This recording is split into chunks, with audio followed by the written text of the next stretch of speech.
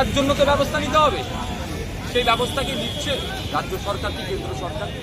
Mob লিঞ্চিংয়ের বিরুদ্ধে বারবার বিভিন্ন কোর্টে গিয়ে বিভিন্ন সরকার ধাক্কা খেচ্ছে, তারপরও বকলমে এটাকে প্রমোট করার চেষ্টা করছে থাকার জন্য। গত মাসের 27 তারিখে হরিয়ানাতে যে ঘটনা ঘটেছে, বাংলার একটা পরিযায়ী শ্রমিক সাবির মল্লিকের সাথে যে অন্যায় হয়েছে, অন্যায় কোনোভাবেই মেনে নেওয়া যায় না। তার পরিবার আজকে ধ্বংসের মুখে, তাকে ডেকে নিয়ে গিয়ে পিটিয়ে হত্যা করা হয়েছে, সেটাকে গোমাংস রান্না হচ্ছে। আপনাদের বলে রাখি, হরিয়ানাতে এমনি গোমাংস কোনো জায়গায় খুঁজে পাওয়া যাবে না। তারপরে ওখানে কি গোমাংস খাওয়া তো দূরের কথা, মাটন কি চিকেন খাওয়ার ওদের সেই সামর্থ্যই নাই। তারা বললো গতকালকে, কারণ তারা খুব ঘুরে ঘুরে বলুন এমন হচ্ছে কেন। এটাকে বন্ধ করার জন্য আমাদের রাজ্যের পক্ষ থেকে কি পদক্ষেপ? আমাদের রাজ্যের মুখ্যমন্ত্রী বিভিন্ন ইস্যুতে টুইট করেন, মণিপুর নিয়ে টুইট করেন, অবশ্যই টুইট করা দরকার। আদ্রাসনে টুইট করেছিলেন, প্রতিনিধি দল পাঠিয়েছিলেন, উন্নয়নে নিয়ে টুইট করেছেন, প্রতিনিধি দল পাঠিয়েছিলেন, অবশ্যই এগুলো করা দরকার। এখনো পর্যন্ত মুখ্যমন্ত্রী বাংলার পরিযায়ী শ্রমিক সাবির মল্লিককে নিয়ে কোনো কথা গা পর্যন্ত কাটতেন না। যেই সাবিরদের ভোটেই কিন্তু মুখ্যমন্ত্রী ক্ষমতায় আছে। সাবিররা যদি ভোট দেওয়া বন্ধ করে দেয়, মুখ্যমন্ত্রী নবান্নে যাওয়াটাও বন্ধ হয়ে যাবে, তাহলে কালীঘাটে থাকতে হবে। কিন্তু এই সাবিররা যখন রাস্তাঘাটে কুকুর বিড়ালের থেকেও খারাপ অবস্থায় নির্যাতনের শিকার হচ্ছে, সাবিরদের যিনারা রেহবার বলে দাবি করছেন, সাবিরদেরকে যারা বলছেন আমরা মুখ পেতে দেবো, তাদের কোনো শব্দ খরচ করতে দেখিনি। আমি ধিক্কার নিন্দা জানাচ্ছি।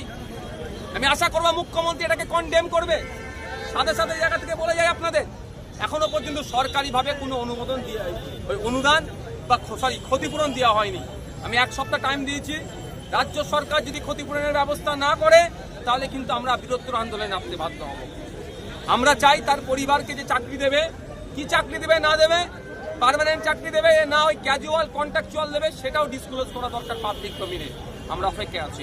আমরা আপনার মিডিয়ার মাধ্যমে সরকারের কাছ থেকে জানতে চাই, হরিয়ানা পুলিশের সাথে আমাদের রাজ্যের পুলিশের কি যোগাযোগ এখনো তৈরি হয়েছে?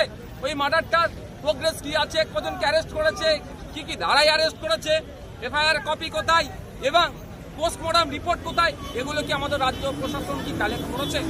কোনো কিছু হলেই বিভিন্ন জায়গাতে প্রতিনিধি দল পাঠায় পার্টির পক্ষ থেকে, সে পাঠাবে কি পাঠাবে দেখার দরকার নেই।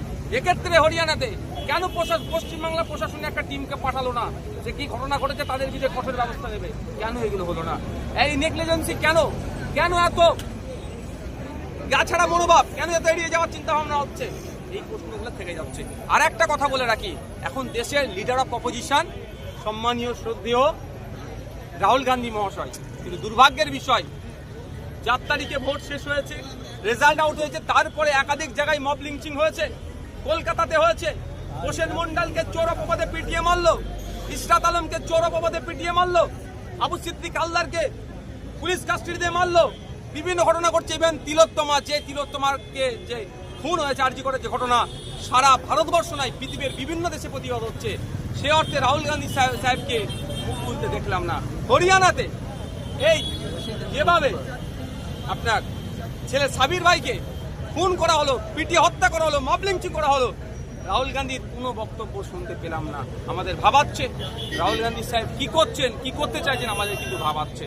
তাই আমি এখান থেকে দাঁড়িয়ে দেশের লিডার অফ অপোজিশনকে বার্তা দিতে চাই, ভোটের আগে আপনি যে পারফরমেন্স করেছিলেন, সবকা সাথ সবকা বিকাশ, বিজেপি বলল, আপনি কিন্তু বকলমে সবার পাশে দাঁড়ানোর চেষ্টা করেছিলেন, তাহলে আপনার কাছ থেকে এখন কেন আমাদের এগুলো পাচ্ছি না? আপনি একটা প্রোটেস্ট পর্যন্ত করছেন, একটা টুইট পর্যন্ত করছেন না কেন? আমাদের ভাবাচ্ছে। হরিয়ানাতে যেভাবে ইলেকশন আগিয়ে আসছে, বিজেপি সেখানে কলকে পাচ্ছে না, ধর্মের রাজনীতি করে, হিংসার বাতাবরণ তৈরি করে, সাম্প্রদায়িক রাজনীতি করে ক্ষমতায় টিকে থাকার জন্য একের পর এক ঘটনা ঘটাচ্ছে। গত 27 তারিখে সাবির মল্লিককে হত্যা করেছে। আবার আপনি খোঁজ নিয়ে দেখুন, ক্লাস 12-এর ছেলেকে অয়ন মিশ্রা নামে, তাকেও গরু পাচার সন্দেহ, এই সন্দেহতে শুধু ভাবতে পেরেছেন কোন জায়গায় রাজ্য যাচ্ছে, গরু পাচার সন্দেহ তাকে হত্যা করেছে। এই সমস্ত ধরনের যে ঘটনা অন্যায় হচ্ছে, ধিক্কার নিন্দা জানাচ্ছি। আজকের আমাদের অবস্থান বিক্ষোভ থেকে আমরা যেমন সাবির মল্লিকের জন্য আওয়াজ তুলেছি, সাথে সাথে আমরা তিলোত্তমা বোনকে আমাদের ভুলে যায়নি। আমাদের পরিবারের সে একজন সদস্য। তিলোত্তমাও পরিবার শুধু নয়, রাজ্যের মানুষ দ্রুত বিচার চাইছে, এখান থেকেও বিচারের দাবি উঠছে। যেভাবে রাজ্য সহ দেশে যেভাবে ঘটনা ঘটছে এবং ঘটনা করছে, এর জন্য কি আলাদা করে মব লিঞ্চিং নিয়ে তো অলরেডি ছিল পশ্চিমবাংলায় বিধানসভাতে একটু কিছু শব্দের আদান প্রদানের জন্য নাকি রাজ্যপাল সিগনেচার করছে না। আমি বারবার এটা বলছি, রাজ্য প্রশাসনকে, রাজ্য সরকারকে সক্রিয় হতে হবে। কারণ এটা মনে রাখি, আপনাদেরকে জানিয়ে রাখি, পশ্চিমবাংলার 21 লক্ষ মানুষ ভিন্ন রাজ্যে কাজ করছে, আর ভিন্ন রাজ্য থেকে প্রায় 1.5 কোটি শ্রমিক আমাদের রাজ্যে কাজ করছে। সেই 1.5 কোটি শ্রমিককে কিন্তু আমরা নিরাপত্তা দিচ্ছি। আমাদের রাজ্য পুলিশ, আমাদের ক্যালকাটা পুলিশ, আমাদের প্রশাসন, আমাদের বাংলার মানুষ তাদেরকে কিন্তু বুকে আগলে রেখে আমরা তাদের সাথে অতিথির মতো আচরণ করে তাদেরকে আমরা নিরাপত্তা দিচ্ছি। তাহলে আমাদের শ্রমিকরাও ভিন্ন রাজ্যে যারা আছে তাদেরকেও নিরাপত্তা দেওয়ার দায়িত্ব সর্বপ্রথম সেই রাজ্য সরকারের, যে রাজ্যে আছে। এটা তাদের দায়িত্ব বুঝিয়ে দেওয়ার জন্য সবথেকে বলিষ্ঠ, সবথেকে অগ্রণী ভূমিকা রাখা দরকার মাননীয় মুখ্যমন্ত্রী মমতা ব্যানার্জি মহাশয়। কিন্তু দুর্ভাগ্যের বিষয়, অপদার্থ হরিয়ানা সরকার যেভাবে ব্যর্থ হয়েছে, হিংসার রাজনীতি করতে চাইছে, আমাদের রাজ্য সরকারও কিন্তু তারই একই জুতে পা দিয়ে এগিয়ে যাওয়ার চেষ্টা করছে। আমরা 1 সপ্তাহ টাইম দিচ্ছি। রাজ্য সরকার যদি ক্ষতিপূরণের না ব্যবস্থা করে, তাহলে আমরা কিন্তু আগামী দিনে লেবার দপ্তরে আমরা এই প্রশাসনের কি একেবারে ভয় দেখিয়ে দিলেন যে লাঠি নিয়ে কি যেতে হলে? আমি লাঠি নিয়ে মিন্স মানে ওই ভাববেন না, জানো নিজের সেটা বলছি, এটা যেন কেউ করবেন না। আমরা যেটাই করি গণতন্ত্রের মধ্যে, গণতন্ত্রের বাইরে একটা কাজ করি না, করবো না, আর সমর্থনও করি না। আমি বোঝানোর জন্য এটা বললাম যে খালি হাতে যাচ্ছি, মারছেন, লাঠি নিয়ে যাবো তাও মারবে। তাহলে কি লাঠি নিয়ে কি পুলিশকে মারবে নাকি? এটা কোনোভাবেই মেনে নেওয়া যায় না। পুলিশ আমাদের পরিবারের একজন। পুলিশের যে খারাপ ব্যবহার কি বলবেন সেটা? এখন যারা ওই 2-4 জনে করছে তাদেরকে আমরা নোটিশ করছি, তাদেরকে ব্যবস্থা নেব।